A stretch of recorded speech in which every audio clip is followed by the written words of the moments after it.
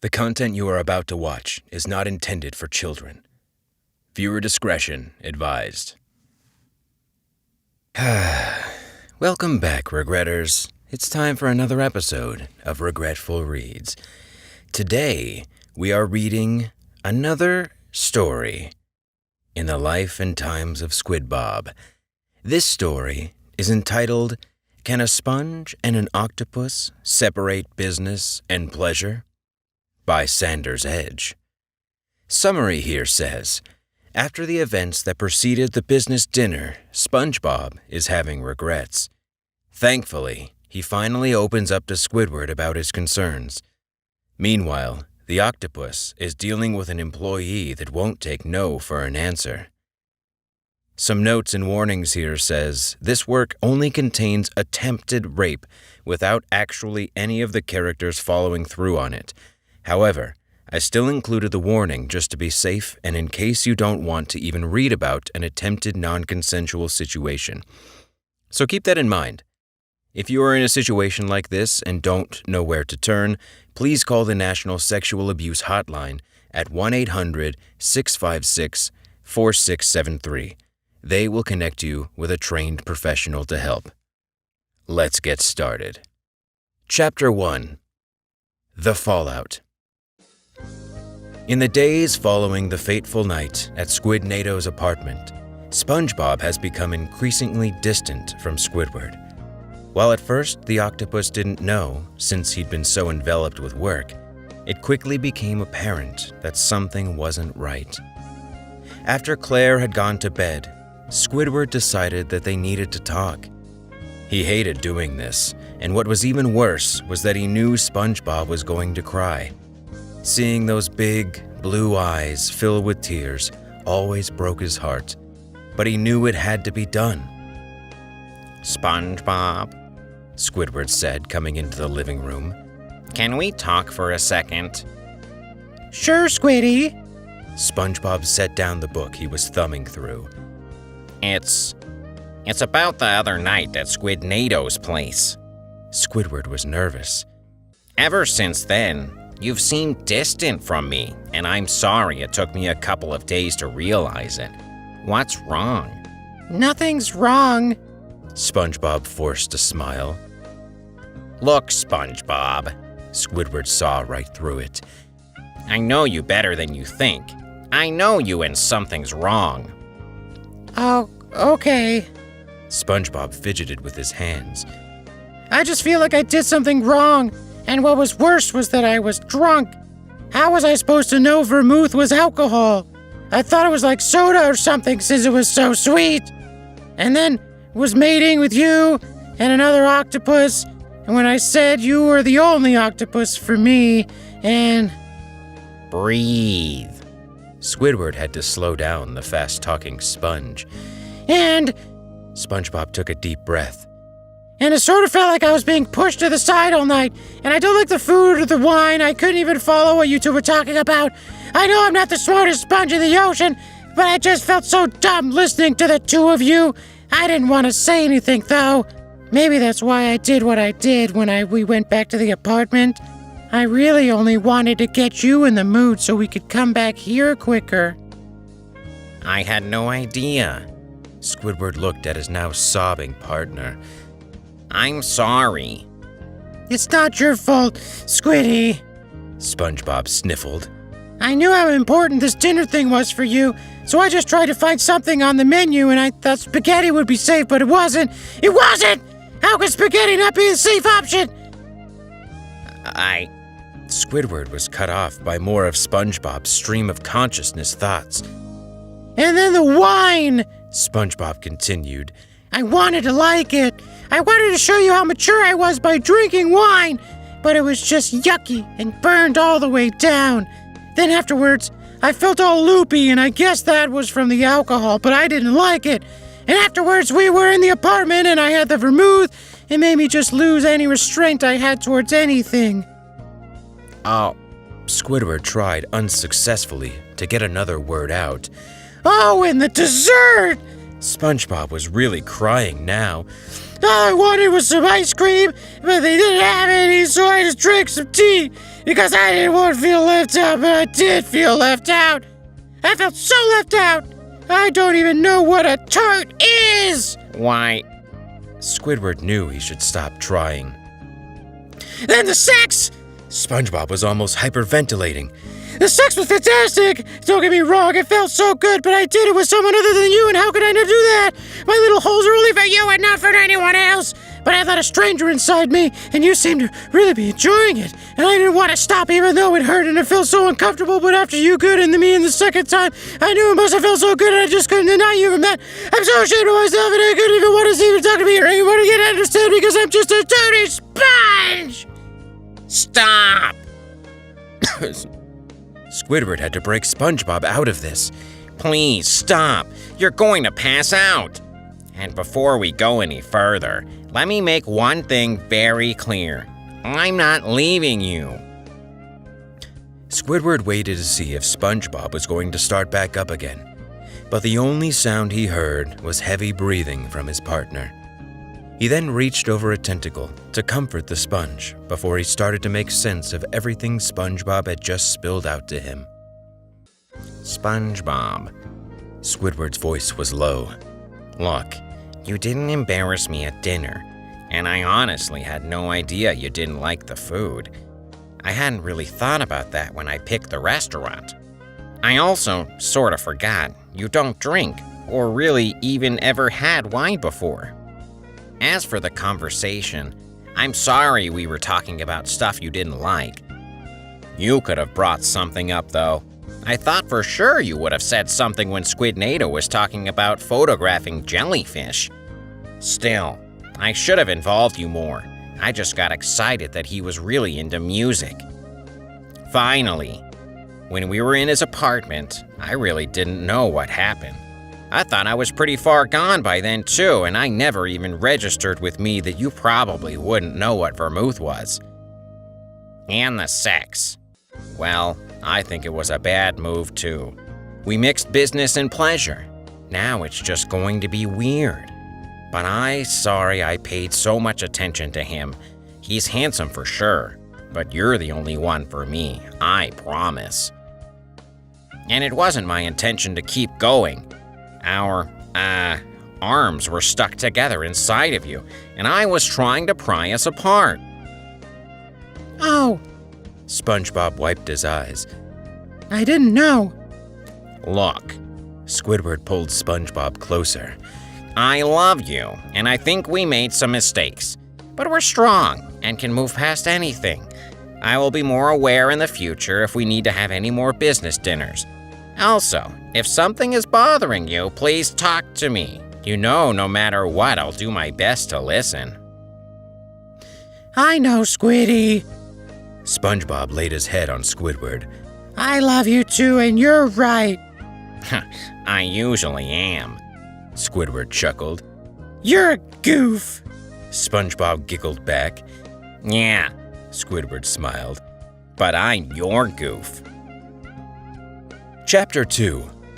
Glitter Pants. Just as Squidward figured, things were weird at work. However, only for him.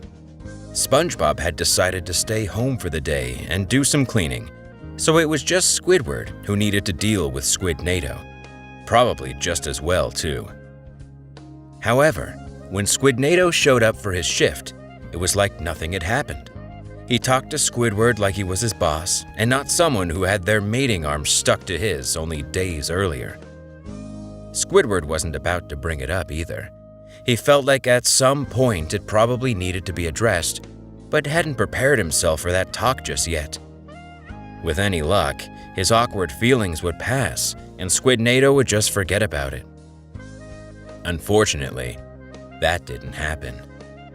While cleaning up after they'd shut the doors, Squidward was helping wipe down tables. Squidnator approached him from behind and gave him a playful slap on his rear, causing Squidward to jump. What are you doing? Squidward was in shock. "You're just being playful," Squidnator winked. That's probably not appropriate in the workplace. Squidward said, sounding cross. Sorry, Squidnado replied. I just figured, Not at work. Squidward repeated. Do you maybe want to come over to my apartment after work then? Squidnado looked at his manager slyly. No. Squidward went back to wiping down tables. Come on. Squidnado slinked closer to Squidward. Don't you want to see how this all feels by itself and without that sponge in between us? Huh, that sponge is my husband, Squidward huffed. I know, Squidnado continued, but I know he can't please you like another cephalopod can. I have magic tentacles, or so I'm told. Squidnado. Squidward set down the washcloth and looked at the other octopus directly in the eyes. I said no. Squidnado sighed and went back to his cleaning duties. It was clear to him that Squidward was playing hard to get and that he'd need to up his game if he wanted to bag his handsome manager. After they were done cleaning, Squidward turned off the lights and walked out, letting Squidnado go out first so he could lock the door. Are you sure you don't want to come over? Squidnado asked again. I said no. Squidward repeated himself and got into his boat. And if you ask me again, you're fired. Squidnado held up his tentacles as to indicate he meant nothing by it and walked off in the direction of his apartment. Squidward shuddered at how creepy the encounter had been and just wanted to get home to his husband and daughter. The drive home was a short one, but it was long enough for Squidward to be conflicted. Did he tell Spongebob about what happened, causing him more worry, or did he just keep it to himself and risk the sponge finding out the secret?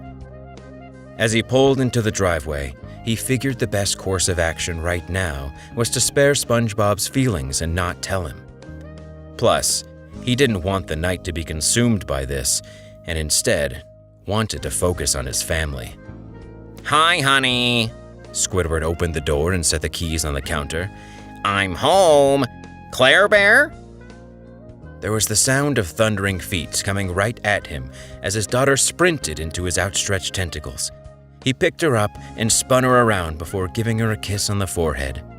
Seeing the smiling little girl made all the stress of the past few hours just melt away, and he was glad to be home. Where's Daddy at? Squidward asked. Shh, Claire giggled. Come with me. The two of them tiptoed into the living room where Spongebob was sleeping on the couch. However, it was clear that Claire had applied her artistic talents to the snoozing sponge, and he was covered from head to toe in all sorts of colored markers. Claire had even added all signature glitter glue around some of Spongebob's pores, making him glitter in the soft living room light. Squidward started to giggle, which quickly turned to laughter. Spongebob jolted up to see just what was going on. As he opened his eyes, all he could see was Squidward on the floor laughing so hard that tears were flowing from his eyes, and next to him was Claire with a dopey grin on her face. What's so funny? Spongebob had no idea what was going on. You... Squidward could barely talk. You're covered in colorful and... Wait, what? Spongebob said in confusion. Mirror. Squidward squeaked out as he clutched his stomach from laughing so hard. Spongebob stood up and walked into the bathroom. Holy shrimp! The sponge's voice bellowed from the adjoining room. Do you like it, Daddy? Claire giggled. Well, Spongebob didn't want to hurt his daughter's feelings. I'm certainly colorful, aren't I? Maybe we need to get you some more appropriate art things. Whatever you say, Sparkle Bob Glitter Pants. Squidward was still laughing hysterically. Hey! Spongebob said in mock anger. Oh, Neptune! Squidward tried to breathe. Sparkle Bomb Glitter Pants. I'm... uh-oh. And with that, Squidward had now laughed so hard that he inked himself.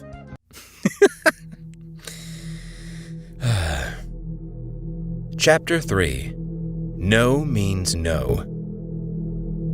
The flirting from Squidnado became more and more apparent over the next few weeks. Squidward wanted to follow through on his threats to fire him, but he needed a fry cook, and despite the despicable behavior, the octopus was actually really good behind the grill. Thankfully, Cindy was there most of the time, so it eased the tension, but there was still a lingering sense of imminent conflict in the air. Squidward tried his best to never be alone with Squidnado, either since he wasn't really sure what he'd try. He didn't think the Spaniard was capable of forcing himself on him, but it was best not to find out. Unfortunately, one day, Cindy got an emergency call from her mom and had to leave. Squidward understood and had often told her that family came first. As she dashed off towards home, Squidward took his all-too-familiar post behind the cash register. While it wasn't where he wanted to be, in a weird way, it felt good to be back. "Say, Squiddy," Squidnado poked his head through the window. "You want to grab a drink tonight? My treat." Busy, was all Squidward replied as he thumbed through a magazine. "Can you at least drive me home?" Squidnado tried to think of another excuse. "It is raining after all." Busy, Squidward reiterated, not wanting to talk to him. Squidnado rolled his eyes and went back into the kitchen. He largely stayed there the rest of the day too, and didn't bother trying to talk to his manager again. Squidward was a bit wary though, since he knew the other octopus could be a bit crafty. At least he had a couple of interviews lined up towards the end of the week for fry cooks. Once that was settled, he could send the creepy cephalopod packing. At the end of the day, Squidward was counting the money in the cash register while Squidnado cleaned the kitchen. He just wanted to hurry up and get home so he could hopefully see Claire before she went to bed. But the Spaniard was taking his dear sweet time with the mop. are you just about finished? Squidward was annoyed. "Can you help me for a second?" Squidnado said. "There is a grease under the table and I need someone to pick it up so I can get it." Fine, Squidward sighed. He didn't want to do this, but if it meant he could leave sooner, then it was a small inconvenience.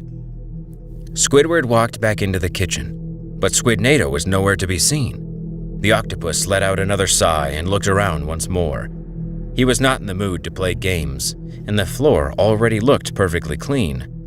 Squidnado, Squidward said. where the hell are you? Squidnado had been hiding and quickly grabbed Squidward, covering his mouth with his tentacles.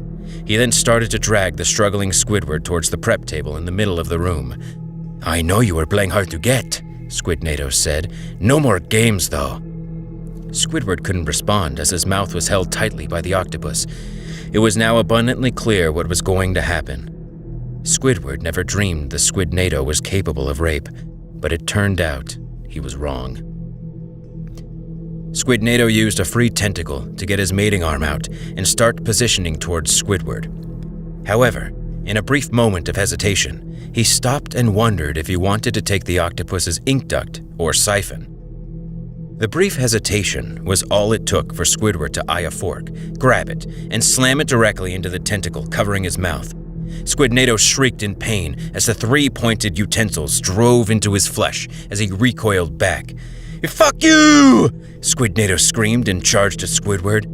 This too seemed to be a poorly calculated move as Squidward raised a tentacle and slammed it directly into the approaching octopus's nose, sending him to the floor. As Squidnado was attempting to get up, Squidward made a break for the pantry in hopes of being able to call the police. However, Squidnado was hot on his heels and made it to the pantry just as Squidward closed the door.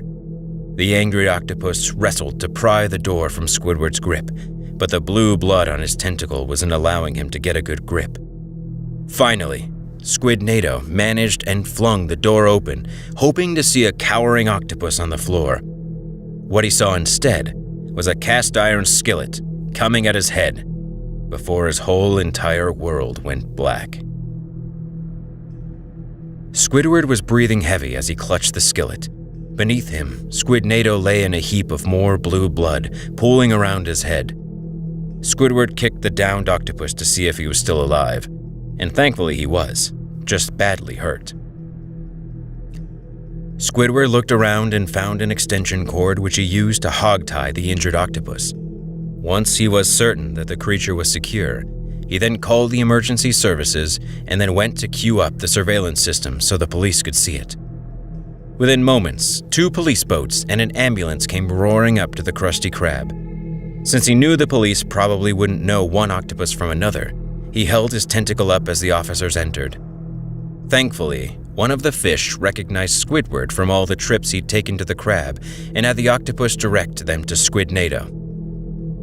It didn't take long for them to sort everything out, and with a surveillance system, the police had all the evidence they needed to place Squidnado under arrest. However, first, he needed to be attended to by the paramedics, since Squidward had done a number on him. The police assured him, though, that once released from the hospital, he'd be heading straight to jail. After the officers left, Squidward let out a sigh and looked at the mess the kitchen was in. There was blood splattered all over, and pans were strewn about. It was going to be a long night, but then his phone rang. Hello? Squidward answered. Squiddy? The voice of the familiar sponge was on the other line. Where are you?